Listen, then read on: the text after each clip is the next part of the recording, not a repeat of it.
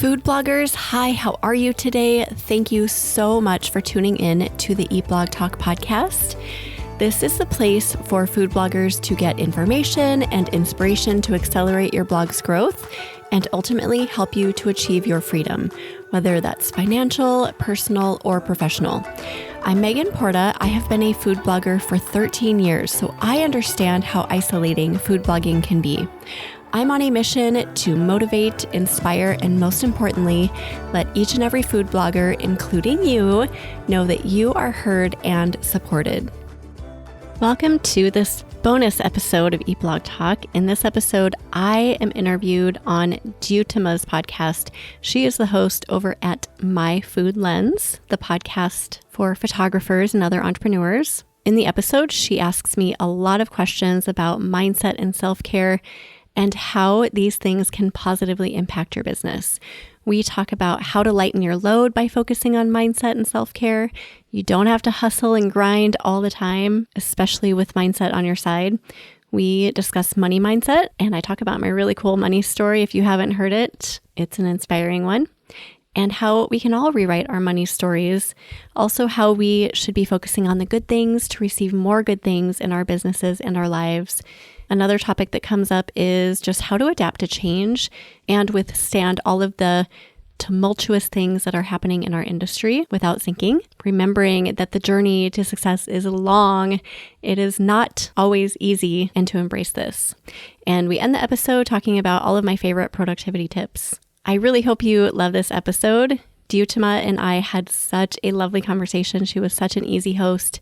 And this is one of my favorite podcast interviews that I've ever done as a guest. So enjoy this bonus episode. So today's episode is a very different episode. It's a topic that we have probably never talked about on the podcast. And I'm wondering actually why we haven't talked about it for so long when it is so important.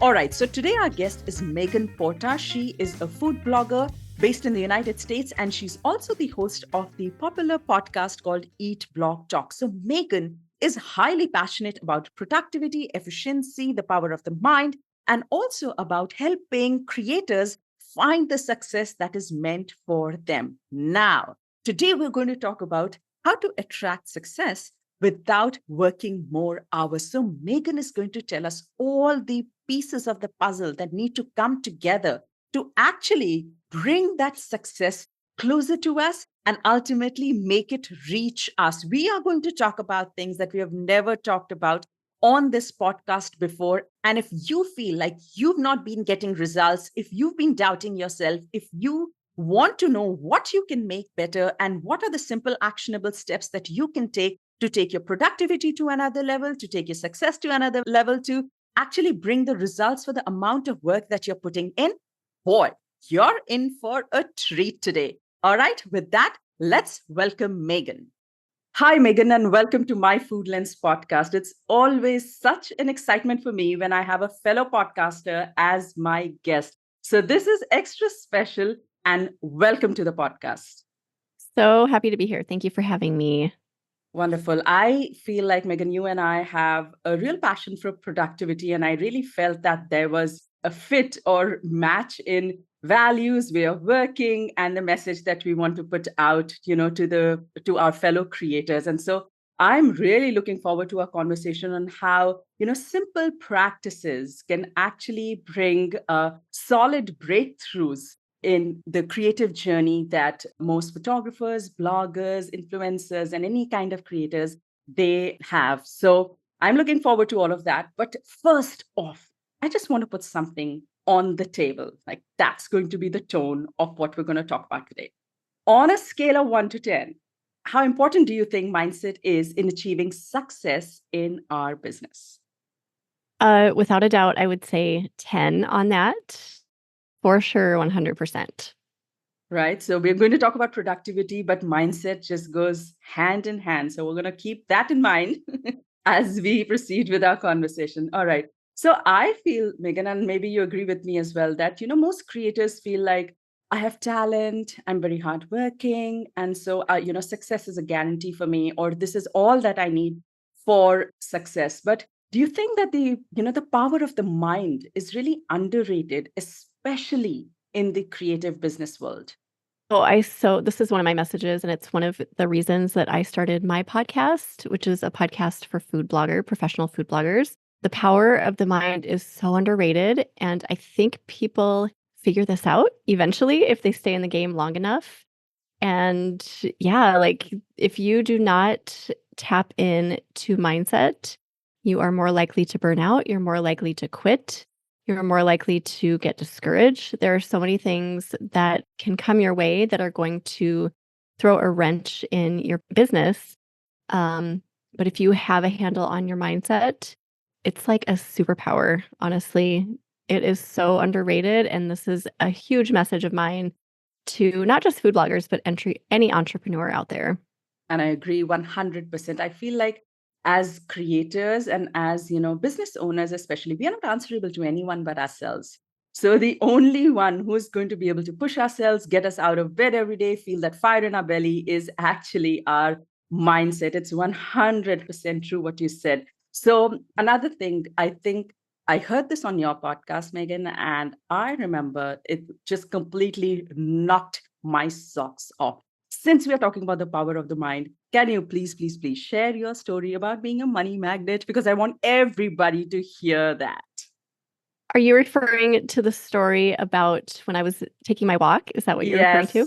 Yes, Okay. yes. Yeah. So at the time we were on vacation and I had just started kind of digging into this concept of attracting money and like, okay, you actually have to have your mindset in the right place. So I was reading books, I was listening to podcasts to do this. This was my goal. Like, I want to be a money magnet. I hear stories about other people doing it. I know it's possible. I want to figure this out. I love the freedom that money allows for me and my family. So I was just determined. So we were in Montana. We were traveling. We do the summer trip every year. So it was all of our family. We were in our RV, and I was really working on this at the time. And I went for a walk one morning with my dog, and I was just really in the groove of like thinking, okay, I'm a money magnet. I find money wherever I go. Money finds me. Money loves me. Like, all those things that you say to yourself when you're trying to attract money. Mm-hmm. So we were on the road, and I'm not kidding you. I looked down and saw a shiny nickel. And I was like, oh my gosh, this worked. That is so crazy. So I picked it up, and, you're supposed to, like, if you find money, I think the thing is you're supposed to like acknowledge it, and you're supposed to show it that you value it and not just like, oh, it's just a nickel, that sort of thing. So I picked it up, I put it in my pocket. A little while later, I saw a dime. So I picked up the dime. I was like, oh my gosh, this is crazy. I felt like the richest woman in the world. I remember I went back to our RV and I was like, you guys, I found 15 cents. And my boys were like, Mom, that is really lame, like 15 cents. But I was just so thrilled. So then later that night, my oldest son and I went for another walk. And I was kind of telling him about it, like, yeah, I found a nickel and then I found a dime. And I looked ahead on the street and I saw money, like a paper money. And I was like, you've got to be kidding me. So we walked up to it. It was $20 bill. We picked it up and we just looked at it like, what in the world just happened? Oh my And God. yeah. And then he said to me, like right away, his first response was, can I have it? And I instinctively replied, there's more for you. And I don't know where that came from. It was just like something that just flowed out of my mouth. And then I was kind of confused about what I had said. I was like, there's more for you. What did I mean by that? We took a few more steps and there was another $20 bill in the road. And No. we were just like, oh my gosh. So we went back. I gave him that $20 bill. I mean, it wasn't mine to give him, but I was like, I have that one. I'll take the first one. We went back and we were telling the story to my husband and other son and the friends we were staying with, and nobody believed us. They were like, what? You found two $20 bills in the middle of the road? I'm like, yes, I swear it just happened. So yeah, that was one of my coolest money experiences where just being in that mindset of believing that I'm a money magnet, and it literally came to me. It was like being magnetized to me. Super cool story. That is a super cool story. I mean, I can hear it as many times as you're willing to tell it, and it's going to knock my socks off every single time. I'm pretty sure that's what's happening to everyone who's tuning in right now. That is insane. But also, that's the power of the mind.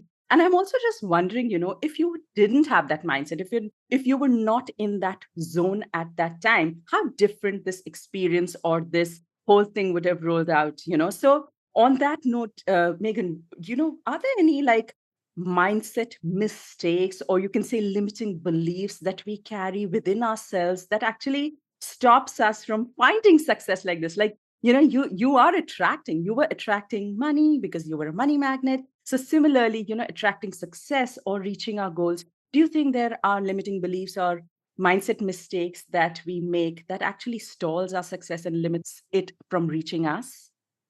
So many. I mean, honestly, I think we're all walking around with so many limiting beliefs, not just about money, but about our success and what we can achieve. So many things that we're not even aware of. And when you start digging a little bit, you can uncover what those things are. I honestly believe that like 90% or more of what is holding us back, we don't even know exists. I remember like a few years ago when I started getting into this money mindset stuff, I uncovered that a family just belief about money had stuck with me for all of my life. And I didn't even know it. So I was aware of what it was. I just started rewriting that story and changed it. And that is when things really started to change. So, yes, there are so many mistakes. I mean, I think that we underestimate its importance. First of all, we underestimate that the work that we do in our mindset has power. And that is probably number one, just dismissing it, not acknowledging that it's a really important factor to success. And then I have so many other things. I don't know how many you want me to get into, but I would say that's where to start, like acknowledging its power and then just starting to uncover what your specific beliefs are that are holding you back. And that can be really hard and scary because it can uncover like traumas or, things that were told to you in childhood that you have just carried with you your whole life. So it's not necessarily an easy journey, but I think Mhm. yeah, those are 2 good places to start. And it's really hard to kind of understand or find out that, oh, yeah, this is a belief that I've carried throughout my life. This is influenced by my childhood, or this is what I grew up with. And that's why I think about it like this. It's really tough. It's really hard for, us to just be going on about our lives and then have this sudden breakthrough or this realization that, oh, yeah, this is like that. It takes a lot of mindfulness, a lot of educating yourself, trying to dig in deeper to actually come down to that. Would you agree? Oh gosh, I so agree with that. Yeah, it's like we have to stop ourselves in our tracks, whether it's something that happens in our life or someone like us talking and having this conversation and just forcing somebody to stop and just think about where they're at and how they need to change. Something needs to stop you in your tracks to kind of do a reset, I think. But yeah, I totally agree with that. And you said that the number one thing that we need to keep in mind is that our mind is that powerful, and what we are thinking, what is going on inside us, it's probably going to show up on the outside as well. So, do you think there's a correlation between what we focus on, what's going on inside, what are our thoughts, and what actually comes our way? 100%. And I think a lot of people don't believe this until they start experimenting with it and then they see the power of it and see that it's true and then they believe it. Um, One of my favorite quotes is from Tony Robbins, I believe, and he says, "Where your focus goes, your Mhm. energy flows." Yes. Um, and I think that is so true because we all have those days when we're like, "Oh my gosh, my shoulder hurts. Oh, my knee hurts." Like you start focusing on these little pains, or maybe it's more of like an emotional pain that you're experiencing or like negative things. And then more negative things roll into your life. It just happens and it's Hmm. not a coincidence. And then when you're intentional on those days, you wake up and you just decide to be positive and focus on the good things, the positive things, and then everything starts happening for the better. Just like the money story. I decided, oh my gosh, I'm going to be really excited about a nickel. And I literally believe that set everything in motion for finding two $20 bills. Like it really does work. It Yes. really does. And it's not just limited to money. Mhm. It's everything in your life. It's the people who are in your life, focusing on the good people and the energy in your life, the opportunities that come to you in work. I mean, it's literally everything around you and how your life is structured.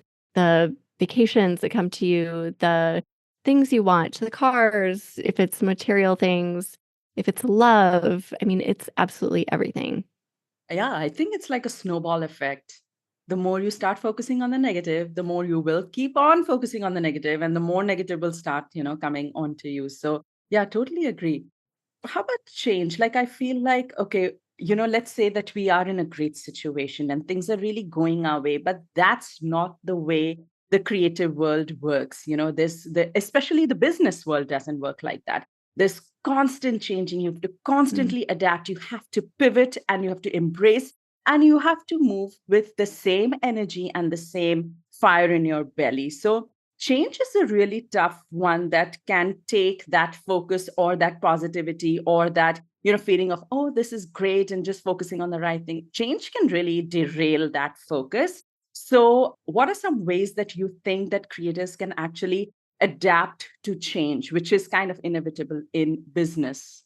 Yeah, it is inevitable. I think 100% perspective. If your perspective is that change is going to send you overboard, then it is. That's what's going to happen. But if you go into business or whatever your venture is, believing that change is inevitable and just accepting that fact and not resisting it, you are going to survive the long haul. I talk to a lot of food bloggers every single week, and this is the number one thing that just sends people overboard. It's change. We don't know what's coming with so many things in our industry. And when changes happen, it sends panic throughout the community and they don't know how to deal with it. But the people I see and talk to who just have that perspective that this is going to happen all the time and we're always going to be okay and we're going to survive and we're going to thrive and our businesses are going to come out on the other side okay and way better. Those are the people who really yeah, they stay in it and their businesses do thrive. When I started food blogging, I had just made the decision that I was in. I was not going to not be in. I was going to do it until I made it work and achieved the freedoms that I wanted to achieve. So I had that perspective from the beginning, and I've never lost it that I'm in for the long haul.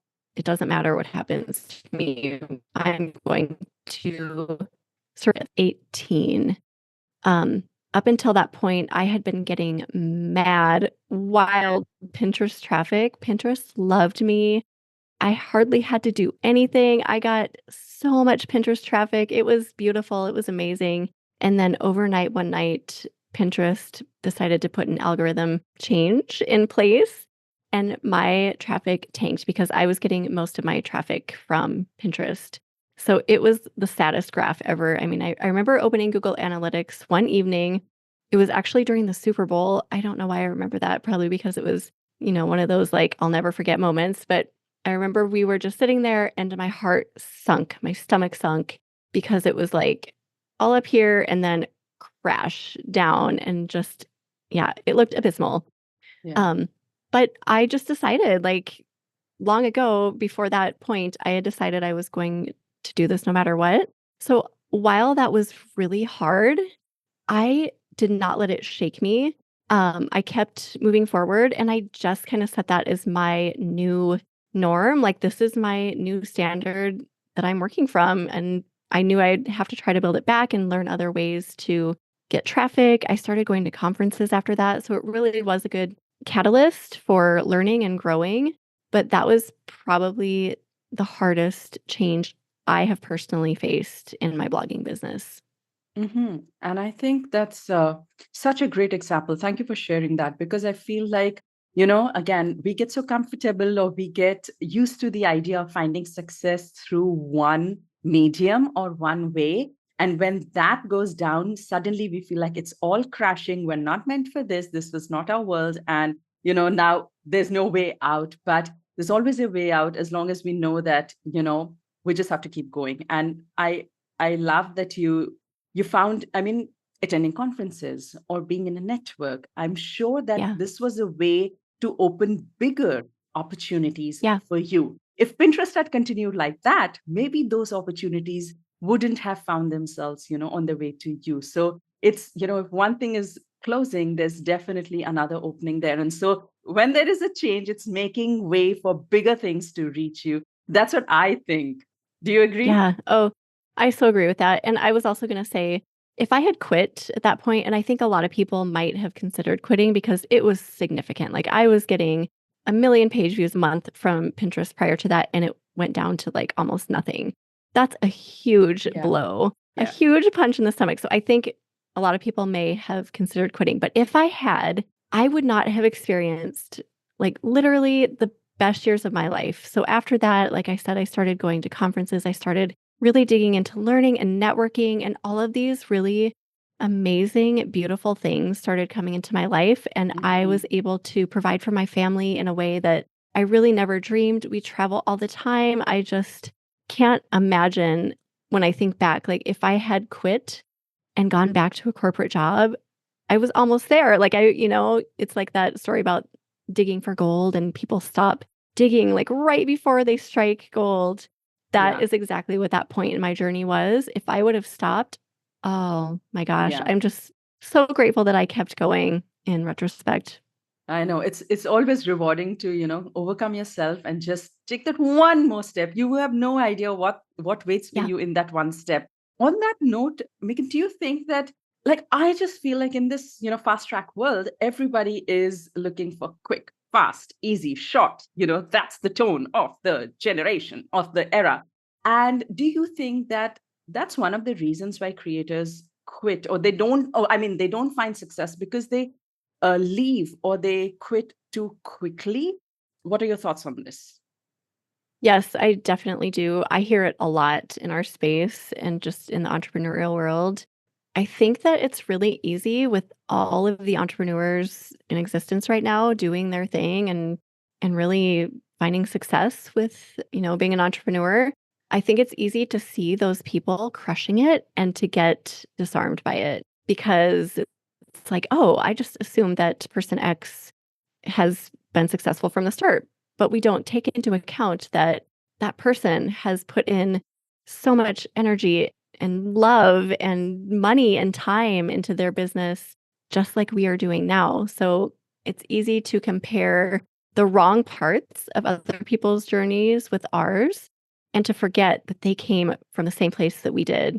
And then you get so discouraged that you just quit. So, like we had kind of touched on a little bit ago, just having that mindset and perspective that this is a long game. Some people have long, long, long journeys to find their success. So keep that in mind. Don't give up. Make the decision to keep at it no matter what, and you'll eventually get there. But yeah, the discouragement comes from, I think, mostly that comparison piece.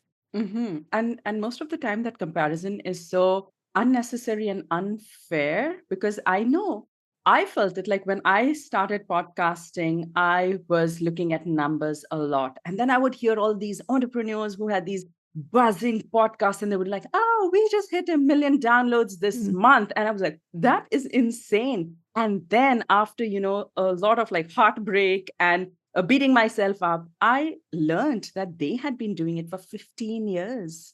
They had yeah, been podcasting for 15 years. It's not a joke. exactly. And Yeah, after 15 years, they have 1 million downloads a month. Of course, they would. right. Why not? They played the long game. And similarly on social media, we see people with so many followers and we see, them putting content day in and day out, and we compare that. But their life is not our life. They are not us. Their personal hurdles are not ours, and ours is not theirs. So it's such an important mindset to have, especially in the creative world, as compared to the corporate world, where success is not coming instantly. It's not coming as material validation of a bonus, a promotion, something like that. It's really, you just have to keep doing it in and out, in and out. And then ultimately, one day it'll click and it'll just be onwards and upwards from Yes. there. I Right. The love it.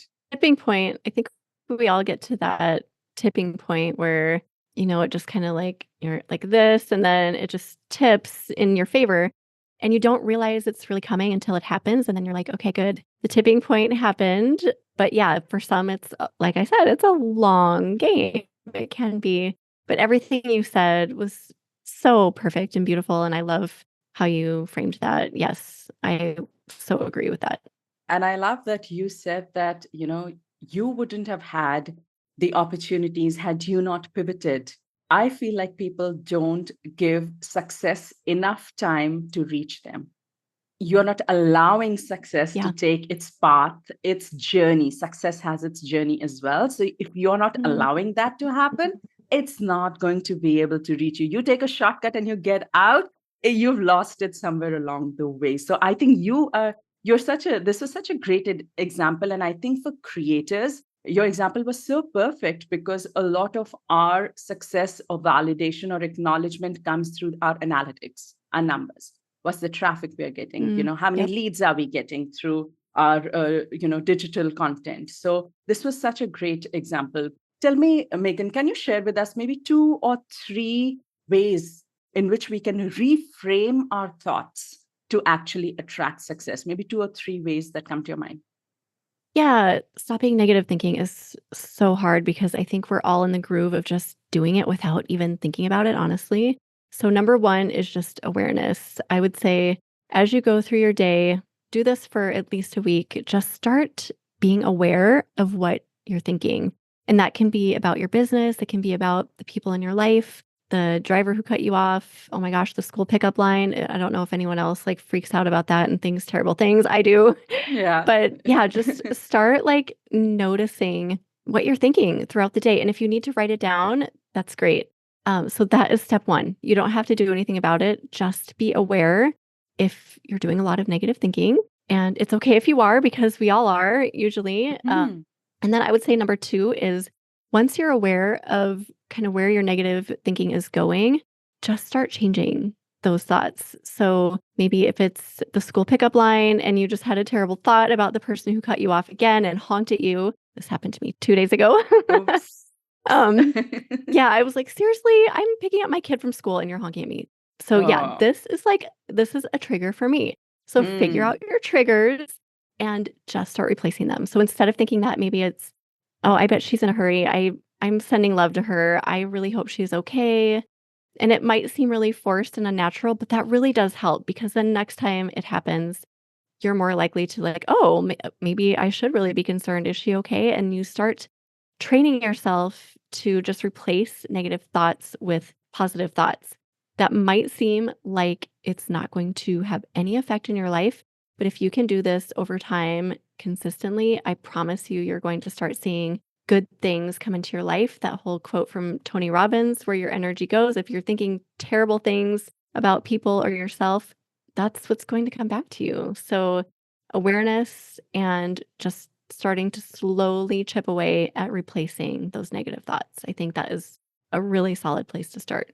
And they sound easy, but they're so tough. I know. It's like I can hear people just saying this in their minds right now as they're listening. We always think that, it's okay. I'm just going to switch. I'm just going to, focus on what's the positive. It is one of the toughest things to Yeah. do, especially like you said, being a busy mom, dropping your kids off, and then knowing that you have a whole day of work ahead of you. You're a solopreneur. You're sitting by yourself. It's not like you can rant to someone else and let off that steam. So writing is such a great medium that you Mm. suggested. I think that's such a good way of just putting it out there, getting it out of your system, and then focusing back. But on that note, Megan, I feel like a lot of folks feel that, especially creators, feel like I'm working so hard. I'm doing everything it takes. Why do I need to stay positive? I'm so talented. I'm going to be able to crush it. I have so many clients and I'm putting in the hours that's needed. So, even if I have negative thoughts, so what? So what? I'm still doing well. So, how important is that, no matter how successful we are, where we want to be, where does that positivity piece fall into the overall success or the health and wellness of our business? It's so important. So, to that situation, I would say if you feel like you are working so hard and you are so talented and that is enough, if you can add some positivity and mindset and self-care to your life, you are not going to need to work so hard. You can work a Love lot it. less and lighten your workload, lighten your stress and anxiety by a ton, and actually enjoy life and still find that success and even more because you're going to make room for even better things to come in. So working hard is definitely not enough to be successful. You can find success with working hard, yes, but you can find so much more success with working less and staying on top of your mindset and taking care of yourself. I love that answer. I just absolutely love it because, the definition of success is so different for everybody. And Yeah. definitely money is part of success, but success is so much about joy, satisfaction, living a full life, and, being comfortable in your own skin, finding that inner peace. So, all of those things together account for, success and also mental health. So, Yeah. overworking and just pushing too hard and being in the grind 24/7, all those things can really take a toll. I absolutely love your answer that working hard is one thing, but making time for yourself just by getting that positive piece in place. Is there Yeah. anything that And you can share? Yes, please go yeah. ahead, Meg. Oh, I was gonna say, if you're listening to us talking and you're like, I don't know, it's been really working well for me, working hard all the time. I would say just try it. Like find something that you can tweak in your mindset or just taking care of yourself or changing your thinking for a period of time and see what happens. And I promise you, you will see a change for the better. Megan, A is there little any way challenge to put that, out there. yeah, can you give like our listeners just maybe a tip or a simple way that they can change their thinking? What is it that they need to do? What is one practice or two practices that can help them switch from negative to positive mode? Oh, this is so hard. Again, like being aware, I think journaling too, and just being really self reflective. So if there's something in your life that you find yourself being negative about a lot, write it out. Pretend that you are your own therapist. Just start writing, like, I have a problem with the lady in the pickup line. Why is this? And then just get to the bottom of it. I think there's so much power in journaling, and that's why talk therapy is so powerful for a lot of people, is because it's just like you digging into why you're doing the things you're doing and changing those things, like recognizing and changing.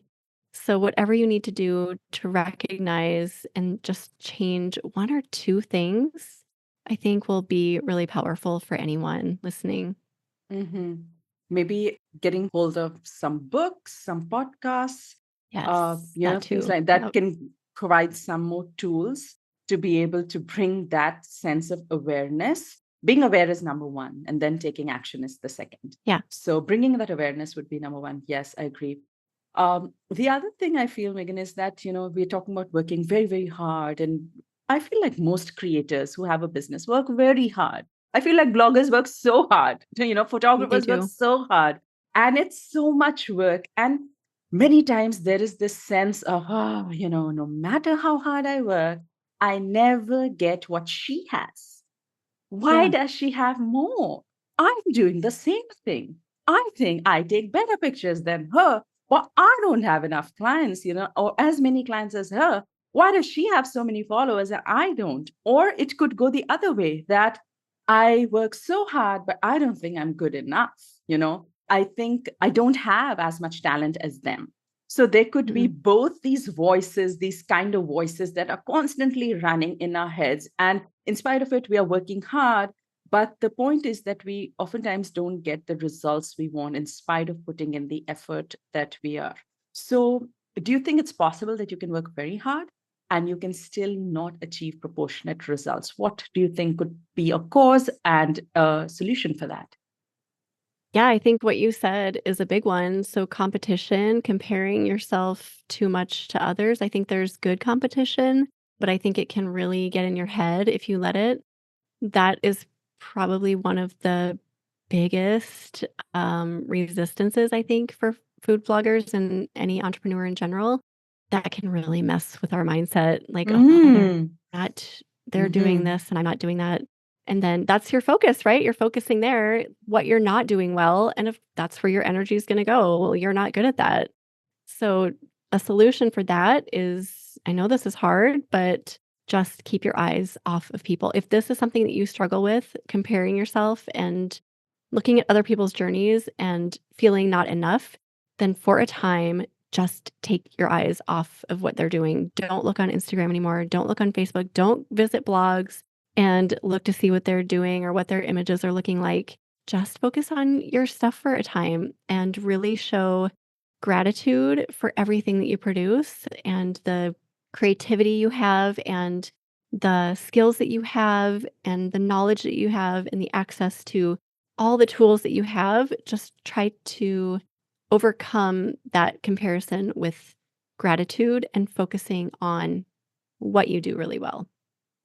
Close off the noise and anything that is trigger. It's a trigger, right? Like what we talked about Yes. before. This is definitely a trigger. And the power of the mind is that we are in complete control to shut off that noise, that change that voice. Yeah. Whatever we're saying to ourselves, just shift it. I'm not Yeah. good enough. She's doing it better. Oh, I can try that. Maybe I'll be like that. Again, so I like that. But it's, again, I know that we're saying all these things. I know a lot of folks are like, oh, that's really tough. But it comes with small, simple steps that we take over and over again on a daily basis. And it becomes second nature. It becomes a habit. And you begin to like and love being in this place of positivity, in this, happy zone of yours. So I want to go back to your Pinterest story, the example that you shared with us. Yeah. And I love it. I just have such a respect for people who are always pushing themselves out of their comfort zones. And I feel like you definitely demonstrated, the setback that you felt at that time, to have been able to push through and get yourself, in a place where you didn't feel comfortable. Like attending conferences is a highly uncomfortable thing for people to do, putting your face out there, being Yeah. physically present, talking to people. Most people hate it. You were there. All right. So Yes. I would love for you to share some tips, some of your suggestions on how creators can actually beat that inertia of staying in their comfort zones. Mm, this is a biggie. Oh, so many of us resist doing scary things because it's really comfortable to be in our comfort zone. And I sometimes think back, like, what gave me the motivation to go to conferences or, do all the scary things that I've done in my journey? And I think there was just a point, not just in my entrepreneurial journey, but in my life when I just decided that I could do scary things. And on the other side of scary things were actually really big, awesome things. So I think that decision that I had made in my life was pivotal. That was key. So I would recommend that if you resist doing scary things, to just decide, just make the decision that you're going to start now to do those things that you know you need to do, but that feel really scary.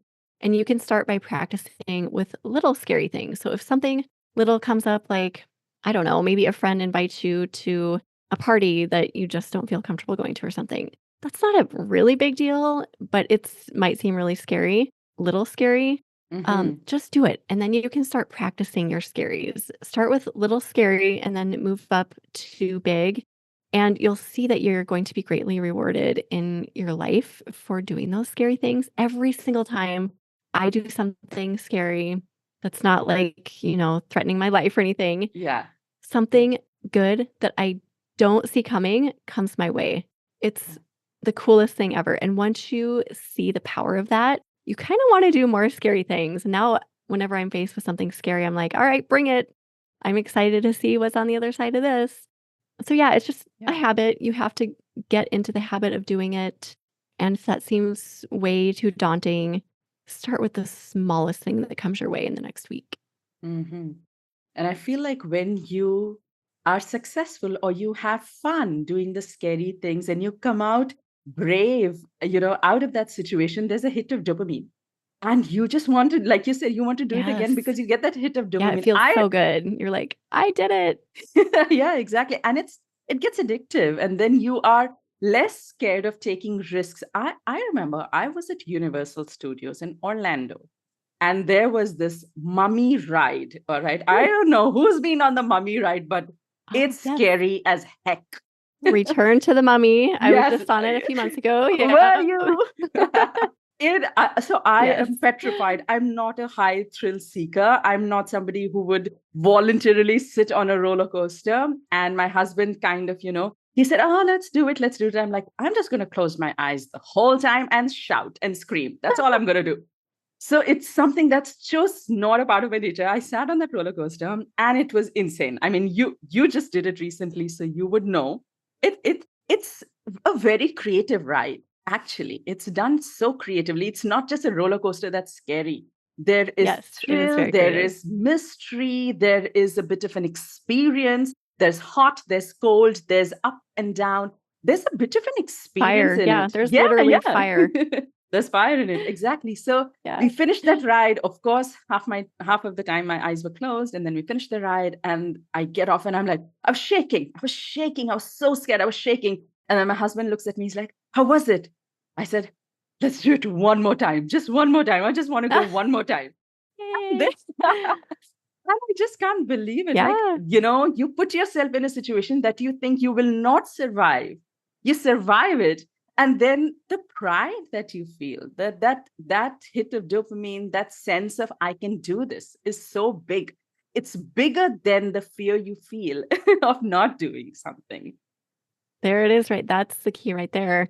What's scarier, not doing it and not seeing the awesome outcome or doing the scary thing? So keep that in mind as you are faced with scary stuff. Absolutely. But also, Megan, I feel like, not everybody is born brave. Not everybody is born with a lot of inner strength. Not everybody has come through a journey of childhood and, adulthood where they're strong. Women are not always very strong. There are lots of things that pull us back. And we need to kind of work on that skill of being, having that inner strength. I feel like you are kind of that person who is brave and strong, is like, I'm going to fight this.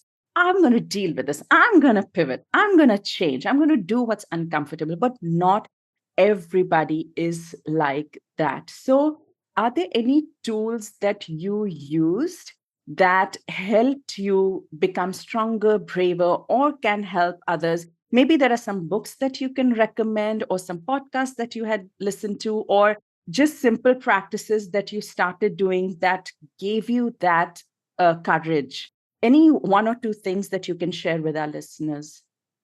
Yeah, I mean, I'm such an avid book reader, so I've about a million I could rattle off. But I would just say start with habits and being teaching yourself to be braver is like growing a muscle. Like if you want to get really strong biceps or legs or whatever, and you start going to the gym, it's going to take time and you have to keep doing it over and over and over. It's not something that is going to show up in a week. So give yourself a lot of grace and time and patience, I would say. And then just keep practicing and building really good habits and working on your mindset. And all of that is going to make you stronger over time. And like I mentioned a little bit ago, just doing little scary things is going to build confidence in you. Like, oh, I did that. That party wasn't so bad. Now I can go to a conference. So you're going to kind of build those muscles up, but you do have to commit to doing it and be consistent. Oh, that is probably key right there. Consistency is Mm-hmm. key with this. So don't just do it for a week and then forget about it. You've got to do it again and again and again. So one of the books I would recommend, if this is something that sounds really intriguing, is Atomic Habits by James Clear. Mm-hmm. It's such an essential book, I think, for every human because it just talks about building those little habits and keeping good habits in your life over time and how that can really build up and turn into huge blessings and good things and opportunities. So I would start with that and anything that you can think of that is going to help you to build confidence. So if it's like hosting a cooking class or a webinar, even though it's scary, it is going to be like one little inch closer to you being more confident and more brave. And just keep doing those things. If somebody asks you to be on a podcast, and that sounds really scary, just do it. You know your topic really well. You're going to show up and deliver awesome value. So those things will start coming your way once you make the decision that you're going to be braver, you're going to increase your confidence, and that you are going to say yes to all of those opportunities and just keep doing that over and over and over time. I love it. I love it. Thank you for sharing those. And on the topic of, taking small, simple action, I feel like a big piece of the puzzle in finding success and finding success in a joyful way is being aware of our time management. We have only so much time in the day. We have so many family responsibilities or other responsibilities that sometimes we feel like we are working the whole day and nothing gets done. We're putting in so much time and yet no results are coming through. So I feel like time management is such a big piece of the puzzle. So are there small changes that you think we can make in our time management that makes us more productive? First of all, I would say just mindset. So instead Mm. of saying, I don't have time for XYZ, start saying, I have time for everything I want time for. Because that's true. You have all the time in the world to do the things you want to do. You're just not prioritizing it, which is kind of hard to hear, right? But when you start rephrasing that and saying it in a little bit different way, like, I have the time is there, then you'll start seeing the things that you are spending time on a lot differently. So start with that, start making that change in your mindset and your words and your thoughts.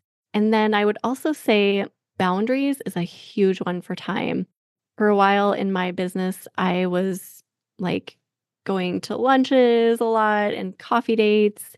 I would say yes a lot to people who were kind of infringing on my work time.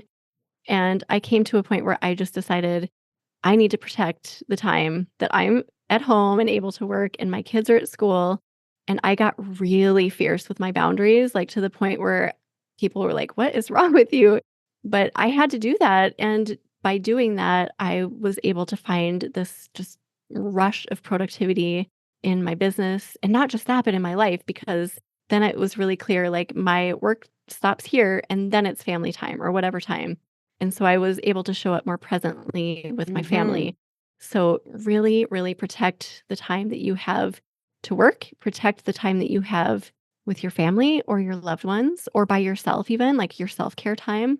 And then I have one other little recommendation, and that is trying time blocking.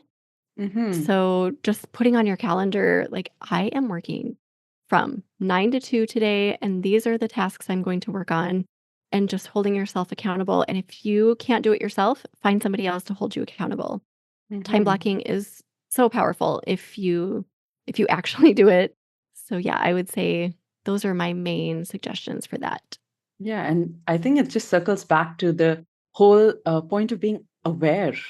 Know how much time you Yeah. have, know what you need to get done, understand that that much time is enough for you to, get the results you want, and also make as much use as you can of what is available. I think time is a big one. Like it can cause burnout, it can cause so much frustration, dissatisfaction. It can be such a negative thing in our creative lives that having a grip on it is definitely a piece of the puzzle that we need to have in place to be able to attract that success towards us. Yeah, that's so true. And once you do kind of figure it out that you actually do have the time that you want, so much goodness comes to you because it's like this whole new world of freedom. Like, I had this time all along and I didn't even know it, but it does take some tweaking and some boundary setting with yourself and with other people and maybe a bit of discomfort while you're figuring it Mhm. out. But once you do, it's so amazing. And I think boundary setting is so important because most of us work at home. We definitely have, food to put on the table in the evening, and there's laundry, and then there's a phone call, and then your mom has an emergency, and then the dog needs to go out for a walk. It's like life just keeps coming in the way. Versus if you're Yeah. sitting in an office, no one disturbs you. They're all like, oh, she's at work, she can't talk right now. So, kind of setting that similar thing, like we also need that communication with our family members and for them to understand that we Yeah. are at work and we are in office, that kind of a thing. I think that's very important, and telling ourselves as well for me personal, I've had a really massive burnout journey that took away 8 months of my life just Oh, because of poor time management. And that is the one thing that when I put into place, I have seen massive results. So I feel so passionate, and I completely advocate having yeah. systems, applications, automations, and anything, and your mind in place to be able to work effectively. I completely agree. It's one of the most important things to nail in your business. Mhm. And let's say that somebody can nail it in their business. Let's say somebody can have that time management piece of the puzzle really well. They know how days set out, they know what tasks to do, and all of that. In addition to that, how do you think, like, or maybe you can just share some productivity tips for them to be able to maximize that effort that they can put into that already great time management piece that they have figured out? This is one of my favorite topics ever. I could probably do like a 5-part series on this, but I'll do like my favorite tips. So I've Yes. always been really intrigued by productivity. Like my first job out of college, I noticed that I was getting a lot more done than the people around me, and I just found it so intriguing. Like I would do a lot more than them, and I was like, "Why is that? We're both, qualified, skilled people, and why am I getting more Hmm. done?" And I found all these little things that I was doing that kind of put together made me a super productive person. So I think, first of all, something I've learned recently that I didn't know back then was prioritizing yourself is going to make you more productive. So creating Hmm. those boundaries, maybe having a morning routine, working out, Mhm. taking care of your body, taking care of your mind, eating well, getting enough sleep is huge for me. When I can do all of those things, I'm going to be so much more productive when I sit down to work. So I think that is something that can be really easily dismissed, but is probably the most important piece. So taking care of Mhm. yourself and prioritize that, put it in your calendar first every single week, and you will be a more productive person.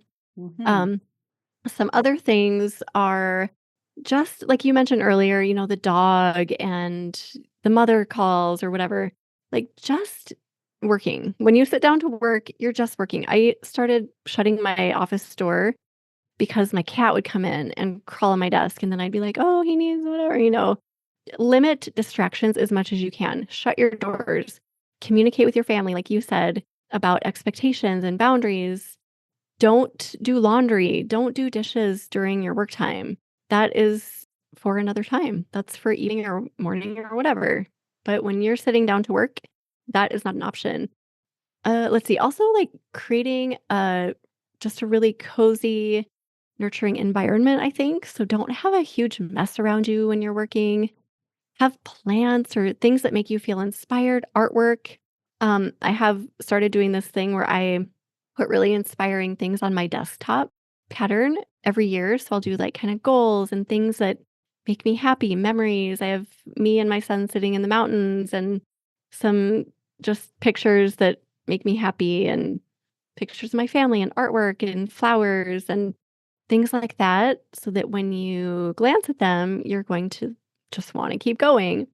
Um, Taking breaks, I think figure out what your kind of duration is. I know some people have a really hard time sitting and focusing for more than, like, 30 minutes or 60 minutes. If that is you, that's fine. Set a timer and go for a walk around the block and then come back and work. So, kind of figuring out your attention span, I think, is really important for productivity.